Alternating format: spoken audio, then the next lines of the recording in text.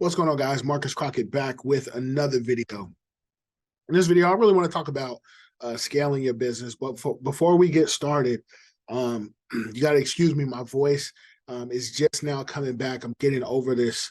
I don't think it was a flu. I did have a fever, but I don't know. It was a cold, whatever. Anyways, you got to forgive my voice. It's just coming back. I know it sounds kind of raspy, but I'm going to do my best to get through this video. Hopefully, you'll be able to take what I'm telling you and apply it to your business in a way that you can get from where you are to where you really want to be. But with that said, let's get into it.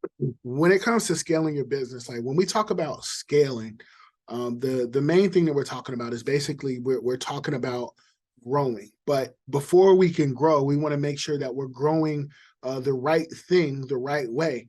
So imagine if you're going to go off and build a house, but the house that you're building, the foundation is faulty. You don't want to keep building on something that's broken from the beginning. You want to build on something that's that can stand the test of time. So you have to look at your business the same way. You want to make sure that your business is first on solid ground, and then you can start to grow it. So that's what we're really going to be focusing on right now. But when we talk about scaling, one of the first things that we want to do is that we want to take ourselves away from doing the things that pulls our most time and attention. We want to take ourselves away from doing the things that we really don't want to do. We don't want to spend a lot of time working in our business, so we don't have enough time to work on our business. So that's the first thing. And when it comes to just replacing things in your business, period, one of the first things and one of the easiest things to get replaced is doing the actual labor. So the cleaning labor tasks, like those things require so much of your time. And again, like if you're spending so much time working on your business, you're not going to have a lot of time to work in your business. Now, before we move on, this is one thing that I have to say. I made a video hinting at this not too long ago, and I just want to be perfectly clear. Like, I'm never going to be the person that's going to tell you that unless I experience something different, I'm never going to be the person that's going to tell you you can start this business and you never have to touch it. It's going to just make you, all of this money, and you're going to be able to live a laptop lifestyle somewhere on the beach, just living life, and you can be out there for 6, 7, 8 months. Like, I'm never going to be the one that's going to tell you that. I'm going to keep it real with you. Like, listen to my voice. I haven't been inside of an account all week long. Today is it's Thursday right now. So I haven't been inside of an account all week. I do go on vacations. I never miss my kids' events. But even with that said, though, like, there's still things in the business that I have to do. There's still things that I got to make sure all the wheels are greased up. I have to make sure that the thing keeps floating. Does that require 8 hours a day, 9, does it require the time that it used to require? No, it doesn't require that kind of time at all. But I'm just telling you, like, I don't want to give off the impression that, that I'm about to tell you something or give you this secret where you can just collect mailbox money and never have to do anything. So that's never going to be me until I find something different.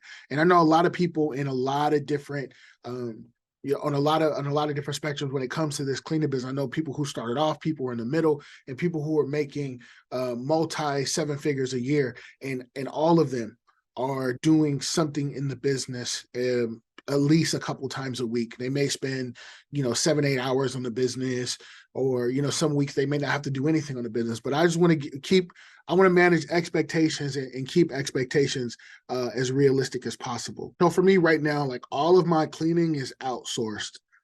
Whether it's through all of my labor is outsourced, whether it's subcontracted or I have actual staff. The cleaning task on a day-to-day, those things are taken care of. But before I even got to the point where I was able to outsource those things, let's get back to that foundation that I was just talking about. And your foundation is really going to be rooted in your standard operating procedures, your SOPs, right? So what are SOPs? Your SOPs are basically your blueprint, your guideline. These are the things that you do over and over again to ensure consistency. And the reason why they're so important, I'm gonna just go ahead and tell you that right now, because you want to create a plug and play system. You want to be able to take anyone from off the street and be able to put them into your business and have your business still function. The best, and I'm being a little, I'm exaggerating when I say off the street, but I'm just saying, like, you know what I mean. You want to be able to take someone and put them into your business and have the business still run smoothly. The best compliment that I've ever gotten after I have taken an employee and switched them out for someone else, the best compliment that I've ever gotten was no compliment at all, because that let me know that the customer who goes to work there every single day didn't notice a change in how things were done, because the new person went in and followed the SOPs exactly the way they were supposed to. That's the best compliment. When you switch people out and you don't hear nothing about it, that means that your stuff is working the way that it should work. So there's people who will say, like, oh, that's crazy, that's impossible. You can't just pull someone in with who doesn't know your system and be able to have them step in and do a good job. That's almost impossible. It's not impossible. It happens more than we think. You think about a company like McDonald's. It doesn't matter if McDonald's, if you order a number one in New York or you order a number one in California, that number one is going to be the same. And it's not the same because they're getting on the phone and they're calling each other. Hey, well, so what do you got to do they're not doing that. They have a recipe. They have standard operating procedures on how to do each and every step so that you have consistency. Is it always going to be right every single time? No, there's always room for error. There's always something that's going to happen. But the purpose is for you to minimize that as much as possible, right? And that's why SOPs are so important. I'll give you another example. I'm not a baker. I don't know how to bake nothing. But I will tell you this, if I wanted to have a cake or some cookies or whatever, and I go to the store and I get the box and I bring the box home and I have all the ingredients and I read the back of the box and I mix the eggs with the milk and all the other stuff that goes in there, and I put it in the oven for the recommended time. When I take it out, I'm going to have the product that the back of the box said I was going to have because I followed the directions. I followed the SOPs. And this is what you have to have in your business in order for you to be able to scale. In order for you to be able to go on a vacation, or to be able to be out sick, or to never miss any of your kids' events, you're going to have everything set up in place and in order. So in the event this happens, you do this. In the event that happens, you do this. To prevent this from happening, do this. Or if it's something as simple as how to clean a bathroom, you want to make sure that you clean the bathroom from top to bottom. You want to make sure you clean the chairs in the cafeteria in this direction. You want to make sure that you clean the tables in this direction, so that way nothing is missed. You want to make sure that you check the paper towels right after you do this, and so on and so forth. And you follow all of these things. You create all of these things so that when you do take someone and you put them into position to where they're now a part of your company, that they'll have the highest level, they'll have the highest chance of having success in your company. And that keeps your phone from ringing. That keeps you from answering angry emails. That just having these things in place will save you so much time, so much headache. Now, I will say this. Creating SOPs, it's a task. Like, it's a task to create them. It's going to take you some time, because things, especially if you've been in this industry for a while, things that come second nature, you have to be able to get that out of your head and put it on paper, right? So other people can follow. But if you're in business, if you've been in business for a while, if you've been in this business for a while, you already know that you have to take the information, the knowledge that you have in your head, and then put it on the paper. Now, here goes the other thing, though. So the other thing is, you have your SOPs. This is the standard, right? But you're going to come across instances where some of the things that are in your standard may not fit with that particular customer's, that may not fit in their company's culture, right? Let me give you a quick example. It's not uncommon for cleaning companies to restock the toilet paper in bathrooms. But we have a few customers where they're saying, hey, we want to be in charge of stocking our own toilet paper. It's okay. So what we'll do in that case is, we're not going to change our SOPs for one customer. What we do is we went and we created account operating procedures that are specific to each account. There are some accounts where they don't want us to touch their trash. There are some accounts they don't want us to touch their recycle. Some they don't want us to break down their boxes. Some they don't want us to touch their boxes. Some they want us to throw their boxes in the trash. These are all going to be account specific. Your SOPs are the blanket. This is the overall thing. But when an account tells you, hey, we want to have this done this way, then that account SOP for that particular account is going to supersede your SOPs, right? So that's just one of the things to keep in mind. There's another thing that I just want to touch on really quick. I think that this is going to be some valuable information for people to know and be on the lookout for. And I almost don't even want to talk about it just because it's one of those things where I don't like pushing my timelines back or my deadlines back. But my course was actually supposed to drop in November. Well, it's probably not going to come out. Well, the earliest is going to come out is going to be in mid-February, sometime in mid-February, hopefully. But the reason why I'm bringing that up now is I want people to be able to benefit off of, the years that I have in business. So with that said, I'm giving you my knowledge on everything. You'll be able to go ahead and replicate exactly what it is that I did. But also a part of that is I'm giving my SOPs too. And the SOPs is that's the system. That's how I just explained everything what that was. But I'm giving my SOPs as a part of the course when it comes out. So let me tell you a story and how it's going to relate to SOPs and AOPs.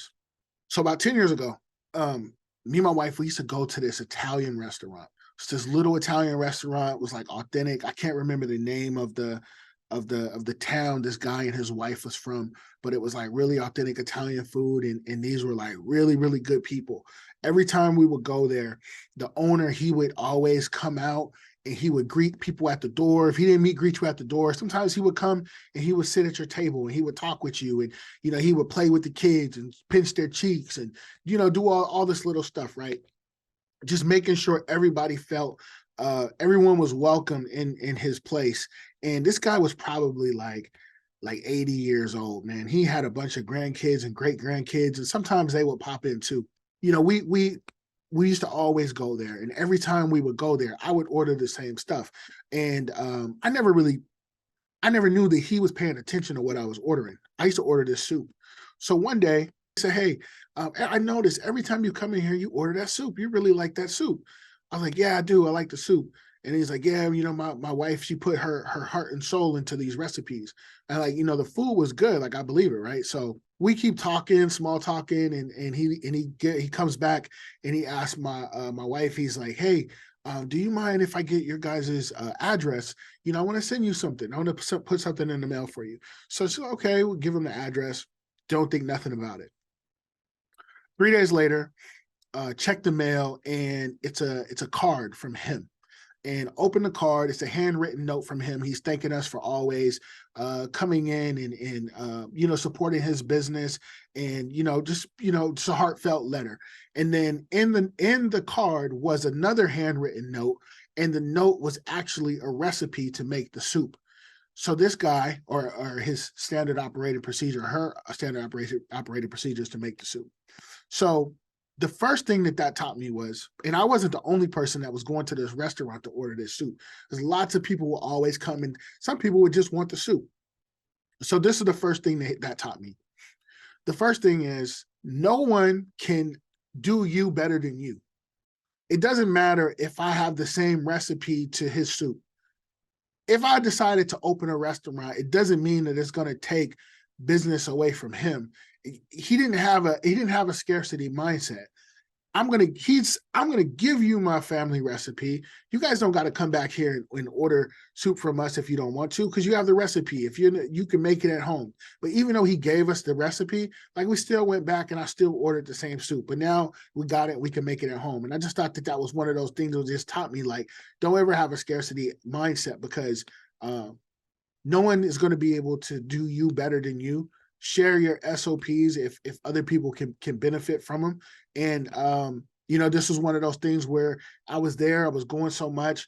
He see me as a regular customer. Let me go ahead and give this guy this thing because that this is something that I know he would appreciate. So that is actually one of the reasons why I'm giving out my SOPs to my course, is because, you know, I'm a rock with people that rock with me, straight like that. Like that's what it is. And I want people to be able to have the same level of success that I've had. And if providing that extra little thing can get people to that point, then that's what I'm going to do. The other thing is when it comes to the AOPs, account operating procedure. So with that recipe, my wife is real picky when it comes to certain things. She took the recipe and she like tweaked it and put stuff in it. She made it to where she took the stuff out she didn't like and then added stuff in that she thought she would like, right? And it's still good. I really can't taste the difference. It tastes the same to me.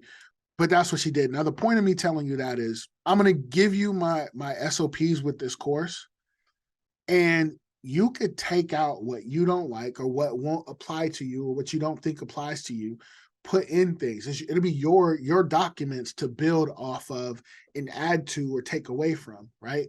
Because there's no, you can always tweak the recipe and make it work for you. So those are the two things that I picked up from him that I thought that I would go ahead and share with the people that rock with me. But guys, let me know what you think in the comments. Like, how important do you think the SOPs are when it comes to scaling your business? Do you agree? Do you disagree? Let me know in the comments. Let me know what you think. But guys, I'm about to go ahead and hop off of here, man. But like I say, you know, spectators are only going to watch, but hustlers are really going to get into the game so they can win. Guys, I'm always dropping jewels. Just make sure you're in position to pick them up. You do that by liking, commenting, and subscribing. Once again, my name is Marcus Crockett. I'll catch you in the next one. Peace.